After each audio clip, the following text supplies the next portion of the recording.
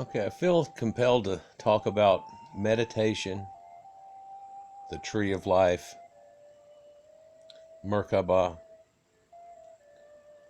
whatever you choose to call it, enlightenment, tranquility.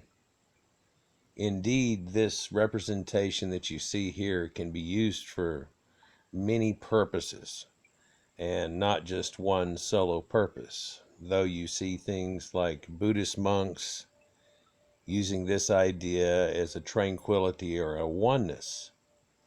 And indeed, in the pose itself, um, shows you a person at rest, but also in a tranquil pose, not reclined, but yet still alert. Now, the significance of the colors and the spots that are here is very symbolic, and it goes through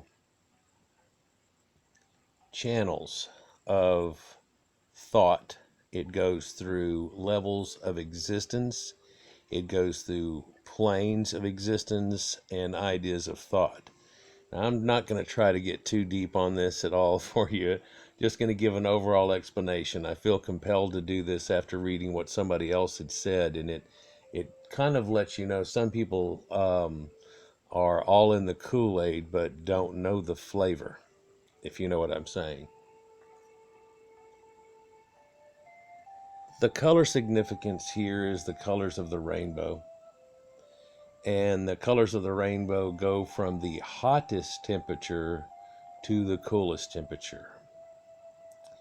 And when you are grounded, you are centered inside of an area that is habitable. This is too hot. This is too cold or static or becoming constant and non-changing.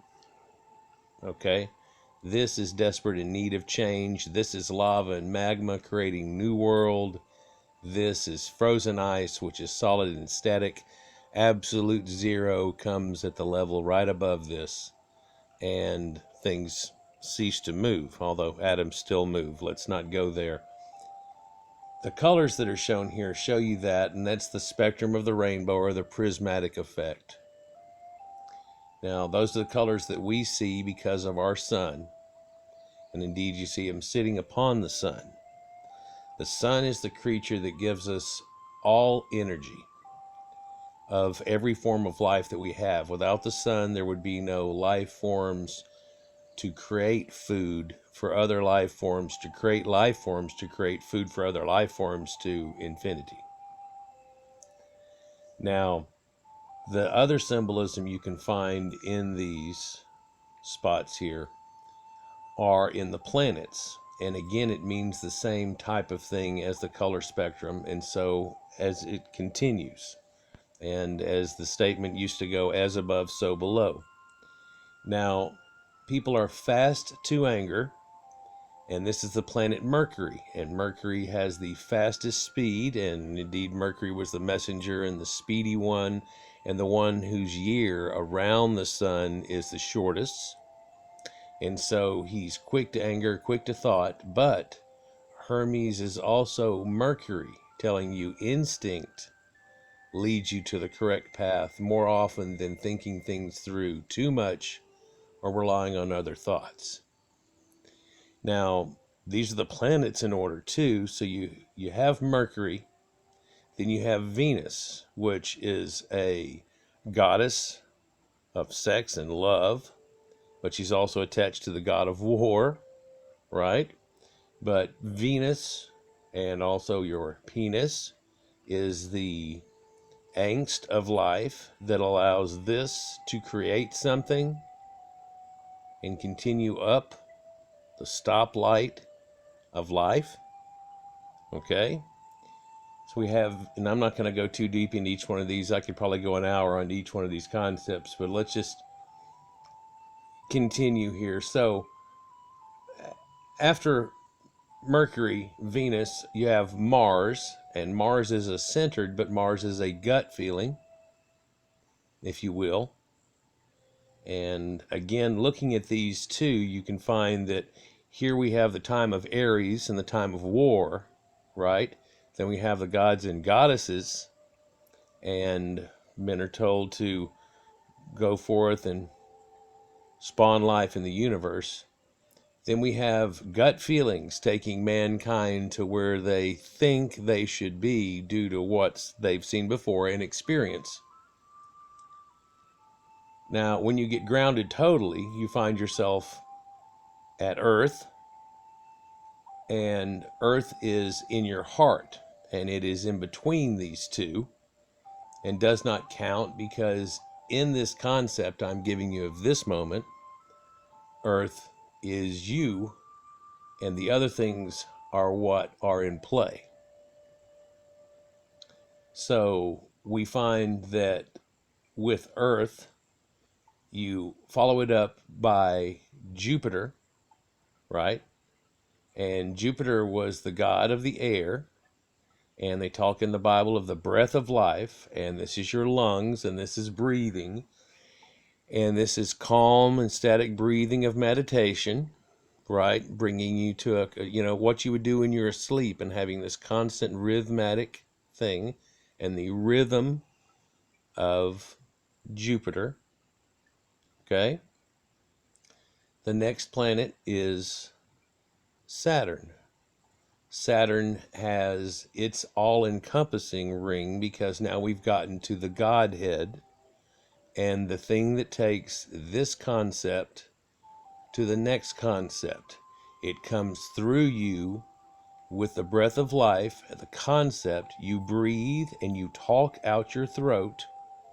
You will something into existence by speaking. It is by will alone that I put my mind into motion. This brings about Saturn. Saturn has a ring. This ring is a togetherness or an encompassing or something that holds within it thought. Then thought can only take you past this point. Something that's imagined, because you cannot see with the naked eye any planet past Saturn and its rings. The others are invisible. Yet there is Neptune and Uranus and Pluto if we want to count it. And I still want to count it. And any other planet that size will add on to it, and if it's a trans-Neptunian object or not, and so on. But let's not go into there. We're trying to get to a moment of understanding here that you can have by knowing the secret of enlightenment. Now, this also opens up your pineal gland. Your pineal gland is a pine cone shaped gland that's in the center of your brain that releases a product called melatonin. It's not same as the melanin of your skin, but related to it chemically. Melatonin regulates your sleep and your tranquility in your life. It's also known to be a skin lightener. The secretion that you have of this in your body and the amount of enlightenment you have is known to actually pale your skin, though you may be trying to get a tan. They've noticed this effect with Buddhist monks. Though they stay outside all day, the ones that have been there longer and are more harnessed to this effect will actually have lighter skin. But I digress again. So each one of these hook up to the planets. Now, whenever you run this up like the tree of life, again, here we have a Christmas tree. And on the top of the Christmas tree is the star. And this signifies the sun. Okay? There are hand gestures that are used to signify different things that you're utilizing in your meditation to try to procure mentally, physically, or spiritually. So when you hold a ring in your hand like this is signifying a unity, a running, a circle of life, a constance, but a change that runs, and the next time it runs into it, it's a continuance. Okay? But also in your 3 fingers that are let loose, you have a triad, or 3. This signifies a lot of things, quite a few. Too many to go into at this point if I'm going to keep this under an hour. But in certain meditations, you use this symbol, and this is meant to be a unity or a oneness, trying to become one with yourself. Now, the sun harnesses energy. A lot of people pray to the setting of the sun, to things like that, because the sun is the giver of life. Now, let's not be selfish. The sun that we're talking about is the sun of God.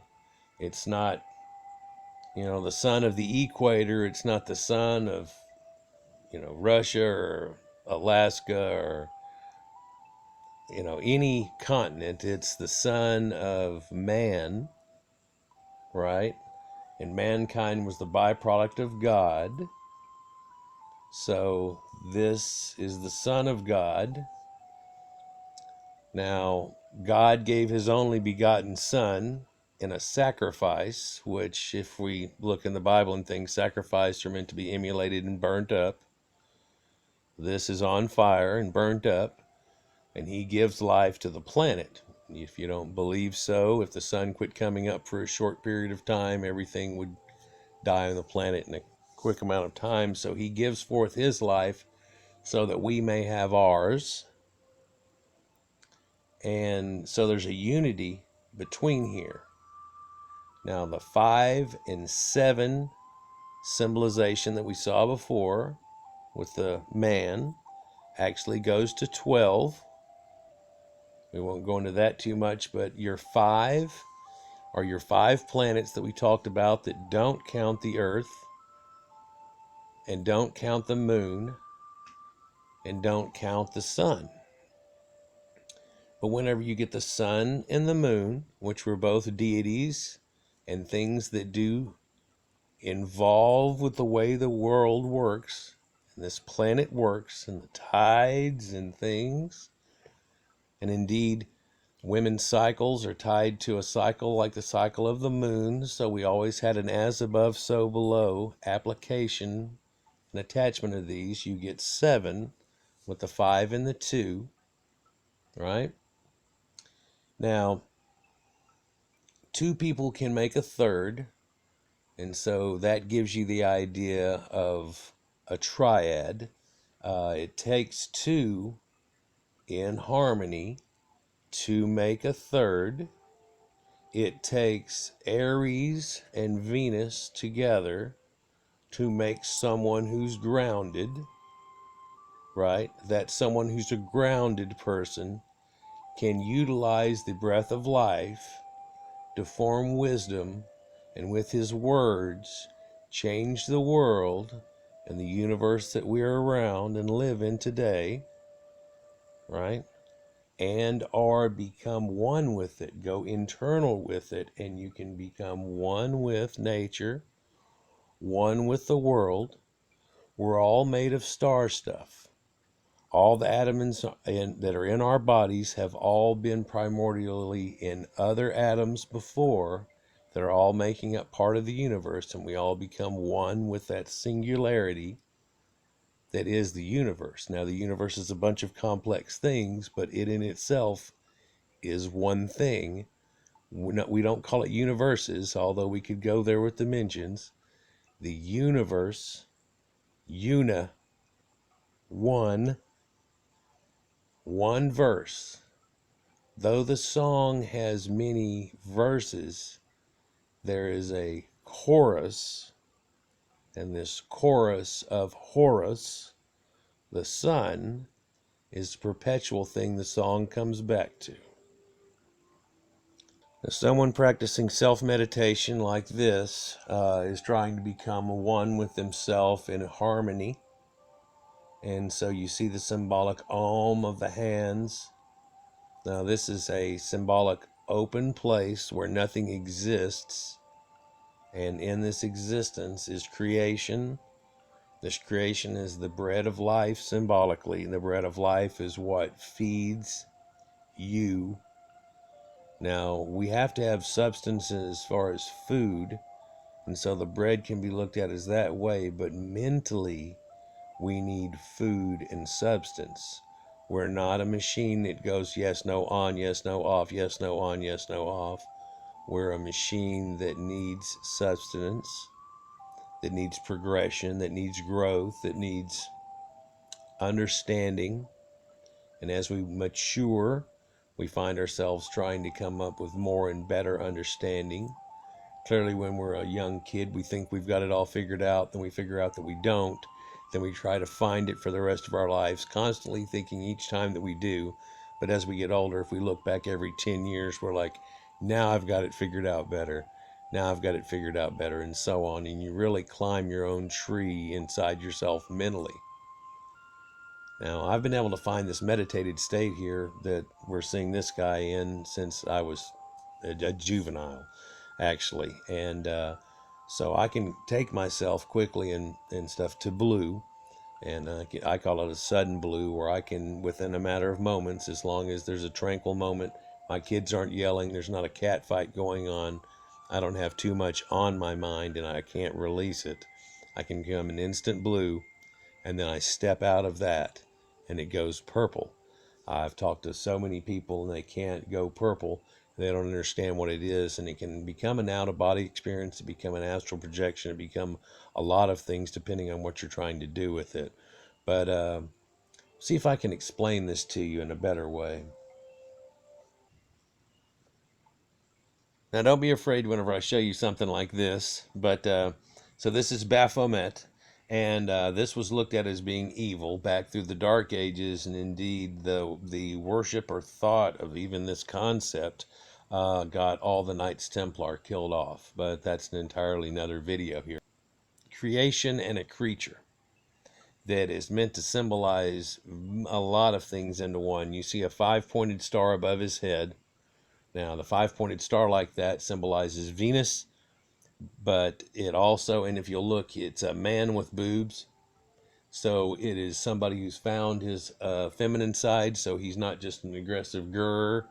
He can't climb out of red. He can't get up through the colors. You also look in his lap there, and you see the caduceus, and it's the key of life, and showing how it's climbing up the key of life, leading to enlightenment. Above his head is a torch that's light. You see how his hands are in a position, even though he's set inside this meditation point, where his fingers on his, what you see is his right hand or your left, are pointed up in 2 points up, and then his other hand are 2 points down. Now, this is again symbolizing an as above or so below. Quite often the hand that's down is open, as if it had a book on it, but there's not a book there. So this is a knowledge coming from what people think is astral or zodiacal and things like that, and people have taken this whole thing out of context quite a bit.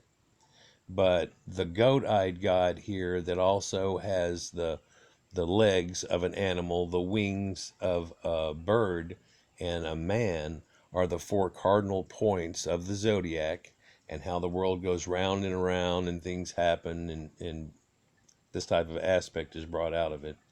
Now, to climb into meditation or to go blue, as I was talking about before, is a simple step. You know, whenever you start to stare off at something, and when you stare off, you start to go into a deeper thought. And it's an easier thought. It's not a conscious right here, right now, like I am in this moment. But if I sat and stared off and thought, now I'm starting to have inner thoughts or a different type of thinking. And when you go into that stare mode and think, you're actually pulling yourself blue without knowing it. that is kind of that same feeling or essence if you can grasp a hold of it. Now, if you can internalize that and rest within it, just that one exhale, you can become purple. And purple is, mentally you can think of it so you can get there easier as being a third person's point of view. At my moment, I seem to see outside myself, where I see, there's this person, the dog, and me sitting there, and now I'm going to be standing here as an extra person, a fifth, looking at this whole event from an outside point of view. There I am. And I can do this in a moment's glance too, internal sometimes, by going, well, look at yourself, look at what you just said. And whenever I do so, I can even see myself gesturing in things and be like, look at you, look at the way you're acting. You're trying to mentally evaluate the way they're acting. Look what the crap just came out of your mouth and the way you acted. So being able to externalize yourself like that. Now, that doesn't really attach to what I'm saying about us being purple, but hopefully you understand the concept of being external to that. Now, people find that using medications or being messed up, of course, gets you to that point, because quite often whenever you're intoxicated, you find yourself going into those stare points.